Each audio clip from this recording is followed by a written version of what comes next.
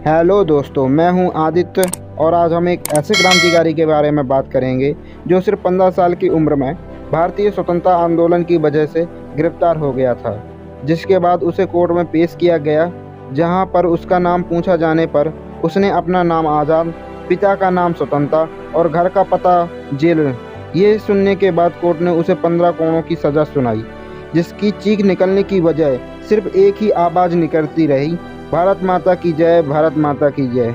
Well yes, परिचय देना जरूरी है क्या?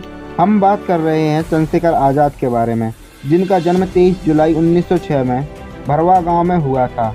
वैसे तो भारत को गुलामियों की बेड़ी से आज़ाद करने के लिए कई सारे क्रांतिकारी सामने आए, जिनमें से चंद्रशेखर आज़ाद भी क्रांतिकारी थे, जिन्होंने अंग्रेज़ों की नाक में दम कर रखा था। लेकिन चंद्रशेखर आज़ाद हमेशा एक बात कहा करते थे, दुश्मन की गोलियों का हम सामना करेंगे, आज़ाद रहे हैं और आज़ाद रहेंगे। चंद्रशेखर आज़ाद एक ऐसे इंसान थे जिन्होंने भारत की आज़ादी के लिए अपना पूरा जीवन लगा दिया, लेकिन कभी भी दिखावा नहीं किया। आप इस बात से हैरान होंगे कि उन्होंने अपनी लाइफ में कभी भी कोई फ़ोटो नहीं खिंचाई।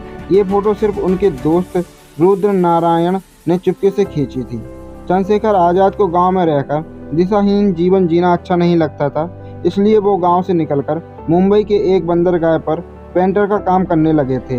लेकिन कुछ समय काम करने के बाद समझ आया कि अगर उन्हें पेट ही पालना था तो वो गांव में रहकर भी पाल सकते थे। इसके बाद वो बनारस संस्कृत पाठशाला में पढ़ने लगे, जहां उन्हें अंग्रेज़ों के खिलाफ कई सारी बातें सुनने को मिलीं।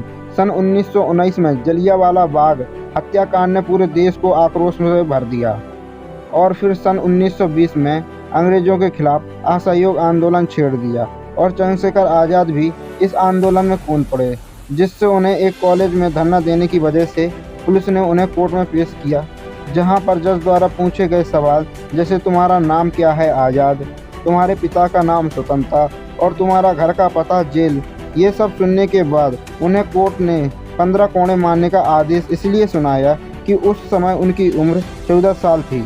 फिर भी एक कोड़ा इतना भारी था कि चमड़ी के साथ साथ मांस भी फाड़ देता था। जिन्होंने हर एक कोने पर भारत माता की जय के नारे लगाए। चोरा चोरी हत्याकांड के बाद गांधी जी ने असहयोग आंदोलन छोड़ दिया था, जिससे युवा क्रांतिकारी नाराज हो गए थे।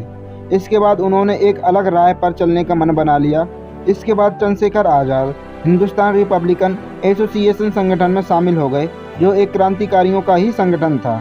सन 1928 में भगत सिंह को गिरफ्तार होने से चंद्रशेखर आज़ाद ने ही बचाया था। जब भगत सिंह ने पुलिस अधिकारी जेपी सैंडर्स की हत्या की थी, तभी वो पुलिस से बचने के लिए भाग रहे थे। तभी उन्होंने उनके पीछे भाग रहे हवलदार की जांघ पर गोली मारकर बचा लिया था, लेकिन ज़्यादा खून बहने की वजह से उस हवलदार की मृत्यु हो गई। इसके बाद युवाओं को जागृत करने के लिए सदगुरु और भगत सिंह ने असेंबली में बम फोड़ दिया और खुद को पुलिस के हवाले कर दिया, जिससे चंद्रशेखर आज़ाद जी को बहुत दुख हुआ। उन्होंने भगत सिंह को छुड़ाने के लिए बहुत कोशिश की, लेकिन कहीं बात ना बनी। इसी सिलसिले में पंडित जवाहरलाल नेहरू से मिलने के लिए वो प्रयागराज गए, लेकिन वहाँ भी बात नहीं बनी।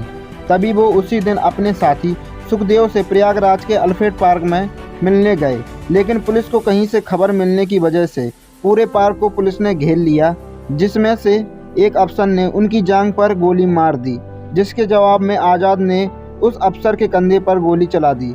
इसके बाद कम से कम आधा घंटा फायरिंग हुई। जब उनको पता चला कि उनके पास सिर्फ एक ही गोली बची है, तब वो एक जामुन के पेड़ के नीचे बैठकर दुश्मन की गोली से मरने से अच्छा खुद की गोली से मरना सोचा और अपने सिर में गोली मार ली और सन 27 फरवरी 1931 को प्रयागराज के अल्फ्रेड पार्क में उनकी मृत्यु हो गई। हेलो दोस्तों, ऐसे ही और वीडियो देखने के लिए हमारे चैनल को सब्सक्राइब कीजिए और अभी तक बेल आइकन को प्रेस नहीं किया तो प्रेस कर दीजिए।